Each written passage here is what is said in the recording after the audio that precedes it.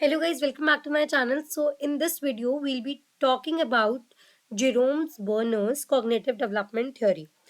Alright, so सबसे पहले he was a cognitive psychologist जिन्होंने who believed that जो goal होना चाहिए of education should be intellectual development. क्या होना चाहिए? Intellectual development होना चाहिए. ठीक है, rather than rote memorization of facts कि जो facts है उनका रट्टा लगा लिया, ऐसा नहीं होना चाहिए बल्कि एक बच्चे की इंटेलेक्चुअल डेवलपमेंट होनी चाहिए. तो उनका ना कुछ व्यू था ऑन एजुकेशन एंड लर्निंग. तो ही बिलीव्ड कि जो एक करिकुलम होना चाहिए ना, उसको क्या करना चाहिए, वो एंकरेज करे क्या बच्चे की development of problem solving skills. किसके through? Through inquiry and discovery processes. कि मतलब बच्चा इंक्वायर करे, डिस्कवरी करे, तो उससे क्या होगा, प्रॉब्लम सॉल्विंग स्किल्स जो है वो बच्चे के अंदर डेवलप होंगी.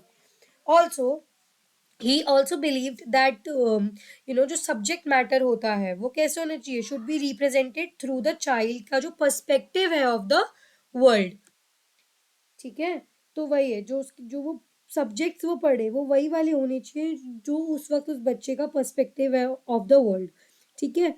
दूसरा, मतलब जो तीसरा पॉइंट था उन्होंने जो बताया, वो उन्होंने ये बताया कि जो हमारा करिकुलम है वो इस तरीके से डिजाइन होना चाहिए जो क्या करे, that mastery of one skill leads to the mastery of even more powerful ones. ठीक है, कि अगर आपने एक एक स्किल को मास्टर कर लिया तो उससे और ज्यादा पावरफुल स्किल्स को आप मास्टर कर सको. ठीक है. और फिर फोर्थ पॉइंट उन्होंने ये बताया था कि उन्होंने क्या, he advocated for concept organisation in teaching and discovery in learning. कि मतलब टीचिंग में ऑर्गेनाइजेशन होना चाहिए और डिस्कवरी होनी चाहिए लर्निंग के अंदर. और फाइनली उन्होंने ही बिलीव दैट जो कल्चर है शुड शेप द आइडियाज. इस तरीके से शेप करे हमारे आइडियाज को कि जो पीपल है यूज करे उनको to organise their perception of themselves, अपने परसेप्शन को, दूसरों को लेकर जो परसेप्शन है, और जो वर्ल्ड जिसके अंदर वो रहते हैं उन सबका जो एक जो एक परसेप्शन है वो उस तरीके से फॉर्म हो. अब इनकी जो थ्योरी है इसके अंदर 3 स्टेजेस ऑफ रिप्रेजेंटेशन की बात की गई है. तो सबसे पहली होती है the representation of knowledge through action. ठीक है. अब इसके अंदर कुछ इंपॉर्टेंट पॉइंट और भी है, जैसे कि जो ये जो जेरोम बर्नर थे, इनका जैसे मैंने बताया कि जो गोल था वो यही था कि इंटेलेक्चुअल डेवलपमेंट होना चाहिए. इन्होंने एक इम्पॉर्टेंट चीज की और बात की थी, the need for learning how to learn. एक नीड होता है कि हम लर्न करें कि कैसे सीखना है. ठीक है. अब ये जो हम लोग मोड्स और स्टेजेस ऑफ रिप्रेजेंटेशन अभी पढ़ेंगे ना, स्टेजेस ऑफ रिप्रेजेंटेशन जो अभी हम पढ़ने वाले हैं, ये क्या है बेसिकली, ये storing and encoding knowledge and information in the memory. हम किस तरीके से स्टोर करते हैं, इनकोड करते हैं नॉलेज को हमारी मेमोरी के अंदर. ठीक है, इनको हम मोड्स भी कहते हैं. ठीक है, स्टेजेस या फिर मोड्स कह लो. ठीक है, तो ये जो मोड्स हैं should be used to actually design curriculum. इन्हीं के अनुसार हमें अपना करिकुलम जो है वो डिजाइन करना चाहिए. और जो ब्रूनर की जो स्टेजेस थी ये ना बहुत स्ट्रिक्टली सीक्वेंशियल नहीं है, या फिर बिल्कुल एज पे ही नहीं बेस्ड है. उन्होंने ये सिर्फ इसीलिए एज का इसीलिए दिया था कि किसी एक पर्टिकुलर एज ग्रुप में कोई जो जो हमारी एक्टिविटीज होती है वो ज्यादा प्रोमिनेंट होती है, तो इसीलिए उन्होंने वो एज वाली चीज डाली है. बट इट्स नॉट लाइक प्याजे. जैसे प्याजे की जो थी वो बहुत स्ट्रिक्टली एज बाउंड थी, तो इनकी जो स्टेजेस हैं are not that strictly age bound. Right. So ये भी एक पॉइंट है इम्पॉर्टेंट इस थ्योरी के अंदर जो हमें पता होना चाहिए. अब तो जो पहली स्टेज होती है वो कौन सी होती है, इनएक्टिव स्टेज. तो ये क्या है, द रिप्रेजेंटेशन ऑफ नॉलेज. जब हम नॉलेज को रिप्रेजेंट करते हैं थ्रू एक्शन उसको हम कहते हैं इनएक्टमेंट. तो वही इसको इसलिए हम इनएक्टिव स्टेज कहते हैं. ठीक है. ये स्टेज क्या है, ये इंटेल्स करती है इन्फॉर्मेशन का क्या, कोडिंग एंड स्टोरेज को इनकोड करना एंड स्टोर करना. Objects are directly manipulated. तो जो ऑब्जेक्ट है उसको डायरेक्टली आप मैनिपुलेट करते हो without any internal representation of the object. यानी उस ऑब्जेक्ट का कोई इंटरनल रिप्रेजेंटेशन नहीं है, कोई स्कीमा नहीं है. स्कीमा की बात किसने की थी, अगेन प्याजे ने बात की थी. ठीक है. सो कोई इंटरनल रिप्रेजेंटेशन नहीं है, आप डायरेक्टली मैनिपुलेट कर रहे हो. किस पे बेस्ड है ये, based on actions and reactions. तो हम परफॉर्म करते हैं कोई भी एक्शन और ऑब्जर्व करते हैं कि कैसा रिएक्शन आ रहा है. सिमिलर टू प्याजे की जो सेंसरी मोटर स्टेज थी उसी के जैसा ही ये है. अब सेकेंड स्टेज आती है द विजुअल समराइजेशन. क्या है, विजुअल समराइजेशन है किसका, ऑफ इमेजेस, ठीक है, is known as the iconic stage. अभी जो आइकॉनिक स्टेज कब है, 1 से 6 साल की उम्र में होती है। This stage एंटेल्स a visual representation of external object. जो एक एक्सटर्नल एक ऑब्जेक्ट है उसका हमने एक विजुअल रिप्रेजेंटेशन लिया है, ठीक है, और उससे क्या है, ऑफ एज मेंटल इमेजेस। अब हम उनसे मेंटल इमेजेस या स्कीमास या आइकन्स बना रहे हैं अपने दिमाग में।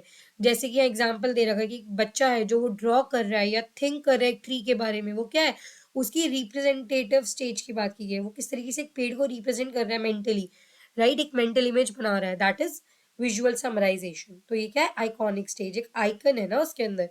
तो इसमें क्या है, storing a mental picture of an object, एक मेंटल पिक्चर को आप अपने दिमाग में स्टोर कर रहे हो एक ऑब्जेक्ट की। अब थर्ड आती है सिंबॉलिक स्टेज, ये 7 years और उसके बाद चलती है। इसमें क्या है, the use of words, words का कैसे इस्तेमाल किया जाता है, और other symbols to describe experiences is known as symbolic representation, ठीक है। तो इसमें सिंबॉलिक रिप्रेजेंटेशन होती है। तो व्हेन इंफॉर्मेशन जो है वो स्टोर होती है in the form of code या सिंबल, जैसे कि लैंग्वेज, ठीक है, तो उस वो किस में होती है, सिंबॉलिक स्टेज में होती है, ठीक है। जैसे कि अगर हम देखें तो यहाँ पे आ जाओ एक सेकेंड। हाँ, तो अगर हम इस वाली स्टेज की बात करें जो हमने इनएक्टिव स्टेज की बात की थी। अब देखो हमने सेकेंड विजुअल स्टेज का तो हमने एक एग्जाम्पल पढ़ लिया कि कैसे बच्चा जब एक ड्रॉ करता है। बट अगर हम इनएक्टिव स्टेज की बात करें तो जो एक बच्चा है for example shakes a rattle, ठीक है, एंड हियर्स अ नॉइज, तो कुछ भी चीज शेक कर रहा है उसकी आवाज सुन रहा है, तो वो एक्शन कर रहा है और फिर रिएक्शन देख रहा है कि कैसे हो रहा है, ठीक है। तो बेबी जो है वो मैनिपुलेट कर रहा है रैटल को, या फिर किसी भी ऐसी चीज को जिसके अंदर सपोज जो मंदिर की जो घंटी होती है छोटी वाली, उसको उसको पकड़ा दिया, या झुंझुना बच्चे को जो दे देता है, राइट, तो उसको वो शेक करता है, उससे आवाज निकलती है, राइट। तो वही वो पहले उसको डायरेक्टली मैनिपुलेट कर रहा है, उसको शेक कर रहा है, और उससे जो एक प्लीजिंग साउंड आ रही है वो उसको ऑब्जर्व कर रहा है। Even if there is no rattle the baby may shake his hand in the future expecting it to make rattling sound, कि भाई अब वो अगर नहीं भी है वो ऑब्जेक्ट जिससे वो साउंड निकाल रहा है, अगर रैटल है भी नहीं, तो अपने वो हैंड को ही शेक करके सोचेगा कि शायद आवाज आ जाए।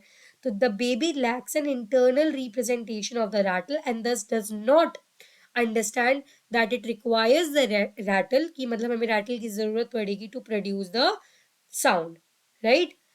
तो सबसे पहले इनएक्टिव स्टेज आती है, फिर आती है हमारी आइकॉनिक स्टेज जिसका हमने ट्री का एग्जांपल हमने देख लिया, और फिर आती है सिंबॉलिक स्टेज, अभी 7 years एंड ओल्डर होता है। इसमें क्या होता है, जैसे लैंग्वेज होता है, तो इसमें क्या है, जो इन्फॉर्मेशन है वो स्टोर होती है किस तरीके से, कोड या सिंबल की तरीके से, ठीक है। अब ईच जो सिंबल होता है उसका एक फिक्स्ड रिलेशनशिप होता है to the object it represent. जो भी हमने सिंबल बनाया है वो एक ऑब्जेक्ट को रिप्रेजेंट कर रहा है, वो क्या है, उन दोनों के बीच में एक फिक्स्ड रिलेशनशिप है।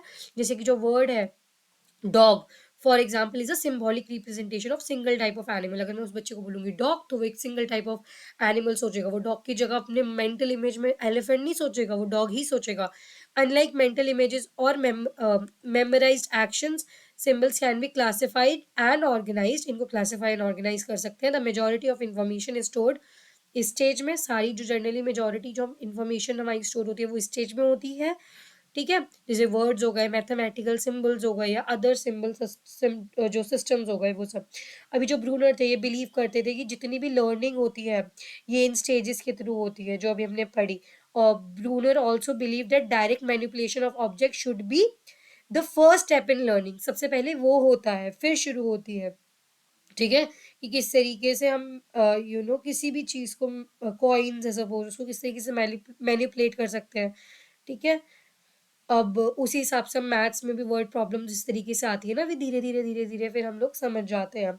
तो यही, after allowing learner to directly manipulate the object they should be encourage to create visual representation. जब उसको ऑब्जेक्ट ही नहीं मिलेगा तो वो विजुअल रिप्रेजेंटेशन कैसे बनाएगा, तो पहले वो आया मैनिपुलेशन ऑफ ऑब्जेक्ट, फिर आपने विजुअल रिप्रेजेंटेशन बनाया सच एज ड्राइंग और शेप और डायग्राम। अब फाइनली जो लर्नर है वो कॉम्प्रिहेंड कर लेता है उस सिंबल को एंड व्हाट दे रिप्रेजेंट, ठीक है। अब जो एक मैथ स्टूडेंट है फॉर एग्जांपल नोज कि जो एक प्लस का साइन होता है, जो ये वाला जो साइन है, ठीक है, ये मतलब आप दो नंबर्स को एक साथ में प्लस कर रहे हो, और ये वाला जो साइन है इट्स फॉर सब्ट्रैक्शन, माइनस का साइन है ये, ठीक है, इट मीन्स टू सब्ट्रैक्ट। तो एक तरह से उसने विजुअल रिप्रेजेंटेशन या सिंबल बना लिया, राइट। अब वही चीज होती है। और अगर हम इनने डिस्कवरिंग लर्निंग की बात की थी यहाँ ऊपर, जब हमने प्रिंसिपल्स या कुछ व्यू उनके बारे में पढ़ा था, तो उन्होंने यहाँ पे बात की गई थी डिस्कवरी इन लर्निंग के बारे में। सी सॉरी, हैंग हो रहा है शायद ये थोड़ा सा। सी यहाँ पे उन्होंने डिस्कवरी की बात की है। तो डिस्कवरी लर्निंग में क्या होता है, जो इनका कॉन्सेप्ट ऑफ डिस्कवरी लर्निंग है वो इम्प्लाई करता है that learner creates his or her own knowledge by discovering rather than being told about something. कि हमें किसी ने कुछ बता दिया, उस पे बेस्ड नहीं होती हमारी जो नॉलेज होती है। तो ये एक इम्पॉर्टेंट है टॉपिक, तो मैं इसको यहाँ पे लिख रही हूँ। ठीक है, इससे आ सकता है अगर आप सीयूईटी के लिए प्रिपेयर कर रहे हो कि what is discovery learning and ये किसने दी थी। तो इसमें यही है कि जो इंसान है वो खुद सीख रहा है। The concept of discovery learning implies that learner create अपनी खुद की knowledge, that we create our own knowledge, create our own knowledge. ठीक है, rather than कि हमें कोई आके बताए, being told about something. Brunner believes that the teacher should facilitate the learning process by developing lessons that provide the learner with the information they require about organizing it for them. कि भाई जो teacher है उसको facilitate करना चाहिए learning process को, किस तरीके से कि डेवलप करे लेसन्स को, जो प्रोवाइड करे जो लर्नर है उसको इंफॉर्मेशन के साथ जो उनको चाहिए। ठीक है, और जो कॉन्सेप्ट है डिस्कवरी लर्निंग का, इसको हम क्या कहते हैं, कंस्ट्रक्टिविज्म। इसको हम क्या कहते हैं, सेकेंड सेकेंड यहाँ पे कंस्ट्रक्टिविज्म। ठीक है, इसको हम कंस्ट्रक्टिविज्म भी कहते हैं, which emphasizes the learner's active role in developing understanding. कि हमारी जो लर्नर है जो कुछ सीखना चाह रहा है उसका एक बहुत एक्टिव रोल होता है इन developing understanding and making sense of information. ठीक है, अगर इंसान ही नहीं है, उसका ब्रेन ही नहीं है, तो आप क्या सीख रहे हो, है ना। अब अगर हम देखें ब्रूनर वर्सेस प्याजे भी पूछा जा सकता है।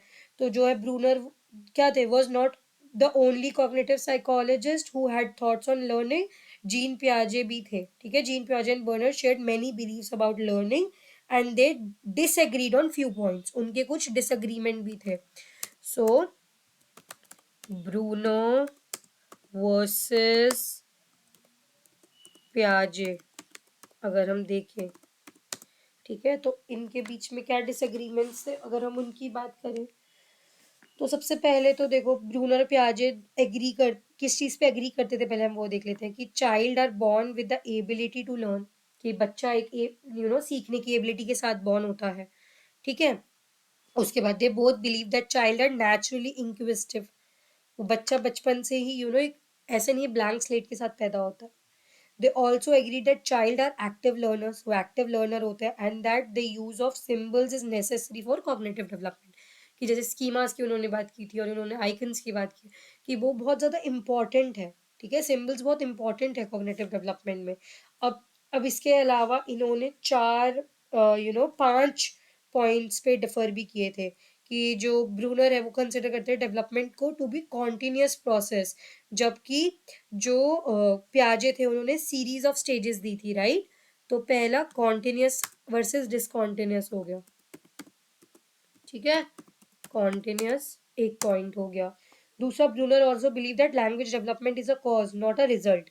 तो जो लैंग्वेज डेवलपमेंट एक कॉज है ऑफ लर्निंग, जब ना कि रिजल्ट है ऑफ कॉग्निटिव डेवलपमेंट। जो कि जो प्याजे हैं वो बोलते हैं अगर हमारी कॉग्निटिव डेवलपमेंट हो गई तो हमारी लैंग्वेज डेवलपमेंट होगी। तो लैंग्वेज डेवलपमेंट, ठीक है, एक ये भी एक पॉइंट है जिस पे वो डिफर किए थे, उनके आइडियाज डिफर किए थे। ब्रूनर जो थे वो बिलीव करते थे that there was no need to wait for a child to be ready and the cognitive development could be accelerated. कि ऐसा नहीं है कि बच्चे को बहुत रुकना पड़ेगा फिर ही वो सीख सकता है, क्योंकि पियाजे की स्टेजेस थी, राइट। तो उसी हिसाब से था। ब्रूनर बिलीव करते थे कि जो अडल्ट हैं, ठीक है, और जो नॉलेजेबल पीयर्स हैं वो भी एक इम्पॉर्टेंट रोल निभाते हैं। जैसा कि किसने बताया था, वाइगॉट्स्की ने। मोर नॉलेजेबल अदर की बात वाइगॉट्स्की की थ्योरी में हुई थी। ठीक है। तो उन्होंने बिलीव करते थे कि जो अडल्ट हैं या नॉलेजेबल पीयर्स हैं वो भी एक इंपॉर्टेंट रोल प्ले करते हैं इन लर्नर्स कॉग्निटिव डेवलपमेंट। पियाजे की थ्योरी में ऐसा कहीं पे भी नहीं बताया था, उन्होंने सिर्फ और सिर्फ इन एक इंसान की खुद के पर्टिकुलर कॉग्निटिव डेवलपमेंट की बात की थी। तो MKO मोर नॉलेजेबल अदर की भी में भी इन लोगों का थोड़ा डिसएग्रीमेंट था। Bruner did not believe that symbolic thought had supplanted previous modes of representation. ठीक है, वो ये नहीं बिलीव करते थे कि जो हमारा सिंबॉलिक थॉट है, ठीक है, वो प्रीवियस मोड्स ऑफ रिप्रेजेंटेशन को नहीं चेंज कर रहा है, राइट। और जबकि उन्होंने एसिमिलेशन अकोमोडेशन की बात की थी पियाजे ने, राइट। सो इन चीज़ों पे इन दोनों के बीच में डिफरेंसेस देखा जाता है। So by this we completed the last topic of our developmental psychology, that is Jerome Berners cognitive development theory. So I hope आपको वीडियोस में जो भी मैंने बताया वो समझ आया होगा। If you like the video don't forget to like share and subscribe, एंड बाकी सारी वीडियोस की प्लेलिस्ट मेरे चैनल पे आपको मिल जाएगी। Bye bye.